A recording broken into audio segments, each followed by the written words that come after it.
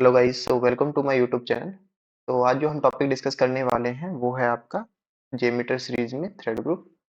तो thread group किसी भी टेस्ट प्लान में सबसे पहला एलिमेंट होता है जो ऐड करते हैं। एंड थ्रेड ग्रुप एलिमेंट के अंदर हम सैम्पलर और कंट्रोलर ऐड करते हैं, और listener element add thread group के अंदर भी कर सकते हैं, या मोस्टली इसको टेस्ट प्लान के अंदर ऐड किया जाता है। तो इससे क्या होता है कि आपके जितने भी थ्रेड ग्रुप आपने ऐड किए हैं उन सब पे वो लिसनर एलिमेंट अप्लाई हो जाता है।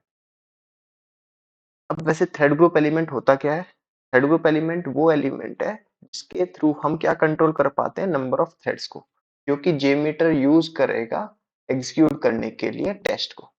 तो जितने नंबर ऑफ थ्रेड्स हमने मेंशन किए उन नंबर ऑफ थ्रेड्स को जेमीटर यूज करेगा एग्जीक्यूट करने के लिए टेस्ट। उन नंबर ऑफ थ्रेड्स को किसके थ्रू हम कंट्रोल करते हैं? थ्रेड ग्रुप एलिमेंट के थ्रू। तो थ्रेड ग्रुप एलिमेंट में कंट्रोल करने के लिए थ्रेड को हम थ्रेड की प्रॉपर्टीज सेट करते हैं कि कितने नंबर ऑफ थ्रेड्स हैं, यानी कि नंबर ऑफ वर्चुअल यूजर हैं, उनके साथ हम एपीआई को चेक करने वाले हैं, लोड और परफॉर्मेंस टेस्टिंग करने वाले हैं, तो हमें वर्चुअल यूजर बताने पड़ेंगे, तो वो हमें सेट करना पड़ता है। सेकेंड चीज हम क्या सेट करते हैं? Ramp up period. तो रैंप अप पीरियड सेट करते हैं। तो रैंप अप पीरियड क्या होता है? बेसिकली कि जेमीटर कितना टाइम लेगा उन सारे थ्रेड को स्टार्ट करने में। ठीक है, यानी कि अगर आप एग्जांपल लेते हैं, जैसे कि मैंने 10 थ्रेड मेंशन किया, नंबर ऑफ थ्रेड्स में सेट कर दिया 10 काउंट, और रैंप अप टाइम में या रैंप अप पीरियड में मैंने 100 सेकंड मेंशन किया है। तो एक थ्रेड को एग्जीक्यूट, यानी कि एक थ्रेड स्टार्ट होगा फिर नेक्स्ट थ्रेड स्टार्ट होगा एग्जीक्यूट होना, तो उनके बीच में 10 सेकंड का डिफरेंस होगा। वो कैसे निकाला हमने? आपका रैंप अप पीरियड, यानी कि आपने जो नंबर ऑफ थ्रेड है और जो रैंप अप पीरियड है, तो डिवाइड कर देना रैंप अप पीरियड को नंबर ऑफ थ्रेड से, तो आपका 10 सेकंड आ जाएगा। तो एक थ्रेड स्टार्ट होके सेकंड थ्रेड अभी स्टार्ट हो रहा है, तो 10 सेकंड का डिफरेंस है। तो रैंप अप पीरियड में इससे क्या पता चलता है कि कितना जेमीटर टाइम लेगा हर एक थ्रेड को स्टार्ट करने में। ठीक है, अब बात करते हैं कि ये तो हो गया रैंप अप पीरियड। अब इसमें आइट्रेशन भी हम मेंशन कर सकते हैं, तो आइट्रेशन भी आप मेंशन कर सकते हो। ठीक है, तो अभी मैं पहले डेफिनेशन लिखता हूँ थ्रेड ग्रुप क्या है। थ्रेड ग्रुप की डेफिनेशन के बाद रैंप अप पीरियड क्या है, और देन मैं आपको प्रैक्टिकल करके भी दिखाता हूँ कि कहाँ पे कैसे आपको थ्रेड ग्रुप ऐड करना होता है जेमीटर में, एंड कौन कौन सी प्रॉपर्टीज हमें सेट करनी होती है। तो थ्रेड ग्रुप क्या होता है? तो थ्रेड ग्रुप क्या है? किसी भी टेस्ट प्लान का बिगिनिंग पॉइंट बोल सकते हो।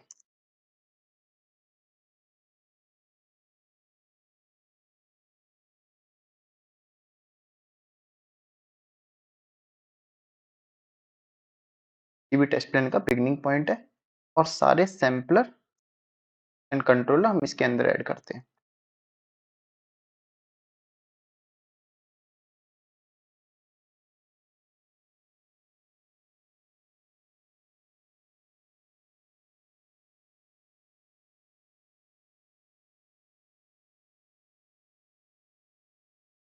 यानी कि मैंने बोला थ्रेड ग्रुप क्या है? बिगिनिंग पॉइंट है टेस्ट प्लान का, और सारे सैम्पलर और कंट्रोलर थ्रेड ग्रुप के अंडर होंगे। अब बात करते हैं लिसनर एलिमेंट की। तो लिसनर एलिमेंट क्या होता है?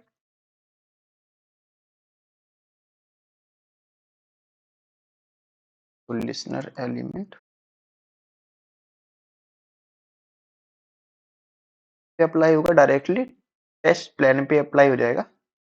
यानी कि हम डायरेक्टली प्लेस कर सकते हैं टेस्ट प्लान के अंदर, हमें नीड नहीं है थ्रेड ग्रुप के अंदर ऐड करने की, क्योंकि मल्टीपल थ्रेड ग्रुप ऐड करते हैं एक टेस्ट प्लान के अंदर, तो हम सब पे सेम ही लिसनर का यूज कर सकते हैं। तो उसके लिए आपको एक टेस्ट प्लान के अंदर एक लिसनर ऐड करना पड़ेगा, ना कि आप थ्रेड ग्रुप में ऐड करोगे। मैं बोल सकता हूँ listener element be directly placed the test plan. In that case, it will apply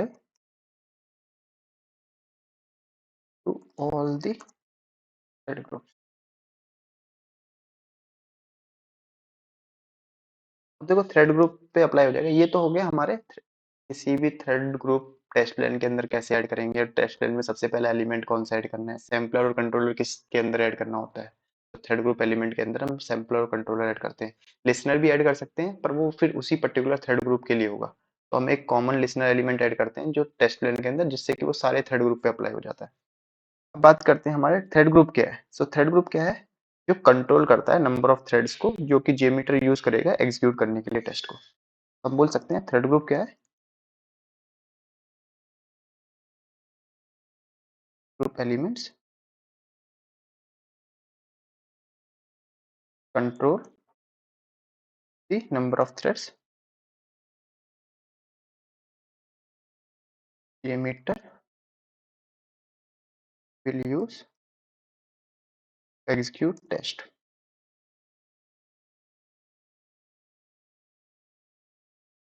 test को एग्जीक्यूट करने के लिए नंबर ऑफ थ्रेड्स की नीड होगी, वो जो जेमीटर यूज करेगा उनको कंट्रोल किसके थ्रू करते हैं, थ्रेड ग्रुप एलिमेंट के थ्रू। यही आपका थ्रेड ग्रुप होता है एलिमेंट। अब इसके प्रॉपर्टीज होती है, तो मैं लिख सकता हूँ थ्रेड प्रॉपर्टीज कौन कौन सी जो कंट्रोल करेगा। तो कौन कौन सी थ्रेड प्रॉपर्टीज को कंट्रोल करने के लिए, जैसे थ्रेड नंबर ऑफ थ्रेड्स या थ्रेड ग्रुप एलिमेंट को कंट्रोल करना है तो थ्रेड प्रॉपर्टीज सेट करनी होती है। कौन कौन सी सेट करता है, नंबर ऑफ थ्रेड कितने होने चाहिए,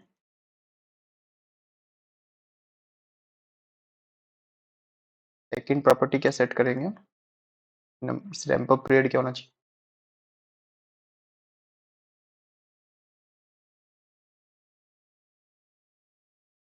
थर्ड प्रॉपर्टी हम क्या सेट करेंगे, कितनी बार हमें एग्जीक्यूट करना है,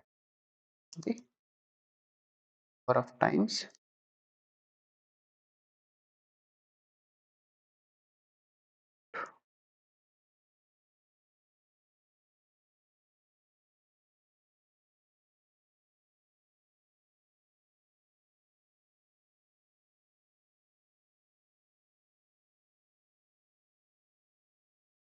ये थ्रेड प्रॉपर्टीज हमें सेट करनी होती है। अब देखो थ्रेड क्या है आपका, यहाँ पे वर्चुअल यूजर को रिप्रेजेंट कर रहा है।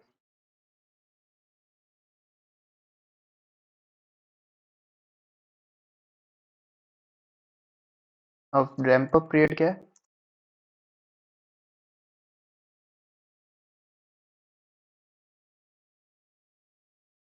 तो रैंप अप पीरियड है कि बोल सकते हैं how long JMeter to take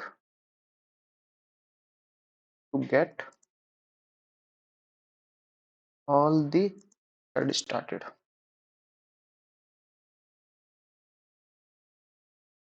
सारे थ्रेड को स्टार्ट करने के लिए कितना टाइम लगेगा, उस वो किसके थ्रू हम मेंशन करते हैं, कितने सेकंड लगेंगे रैंप अप पीरियड के थ्रू। एग्जांपल मैं बता देता हूँ इसका कैसे बोल सकते हो आप। इफ देयर आर 10 थ्रेड्स यानी कि 10 वर्चुअल यूजर हैं and A ramp up period,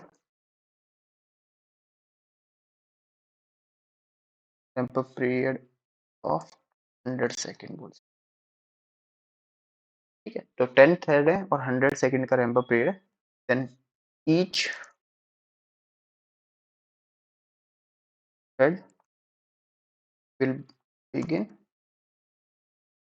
10 second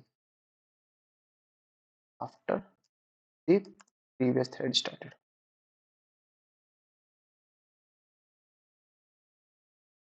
तो प्रीवियस थ्रेड स्टार्ट होने के बाद आपके 10 सेकेंड लगेंगे दूसरी थ्रेड को स्टार्ट करने में। तो ये क्या है, आप कैसे आइडेंटिफाई कर पा रहे हो यहाँ पे, तो मैंने बताया एक थ्रेड को स्टार्ट करने के लिए ये 10 सेकेंड लगेगा, यानी एक सेकेंड और दूसरी सेकेंड मतलब एक थ्रेड और दूसरी थ्रेड के बीच में जो डिफरेंस रहेगा स्टार्ट होने में वो 10 सेकेंड करेगा।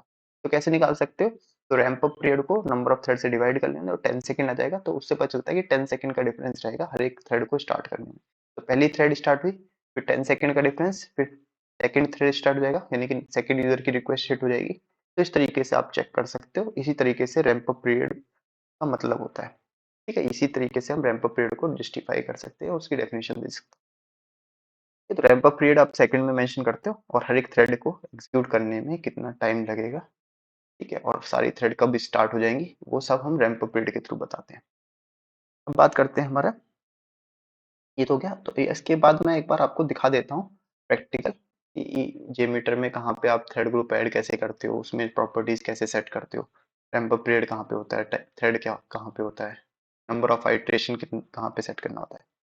तो आपने बिन फोल्डर में जाना है अपने, जहाँ पे भी जेमीटर आपने एक्सट्रैक्ट किया था फोल्डर को, में jmeter डॉट बैट फाइल होगी, उस पर डबल क्लिक करके jmeter ओपन कर लेना।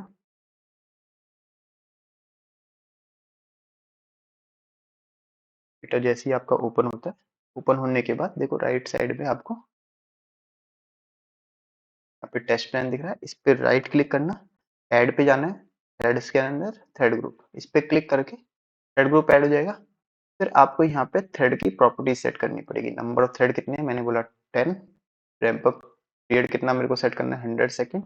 अब इन्फिनाइट लूप भी चला सकता हूँ मैं, इन्फिनाइट नहीं चलाना है, कितनी बार ये मेरे को लूप चलाना है तो वो मैं यहाँ पे आइट्रेशन मेंशन कर सकता हूँ, ठीक है। और मैं अपने हिसाब से थ्रेड की लाइफ टाइम भी सेट कर सकता हूँ। तो दो चीज सेट करनी पड़ेगी थ्रेड की लाइफ टाइम में, या तो ड्यूरेशन सेट करना पड़ेगा या स्टार्टअप डिले, ठीक है। तो ड्यूरेशन और स्टार्टअप डिले मेरे को सेट करना पड़ेगा।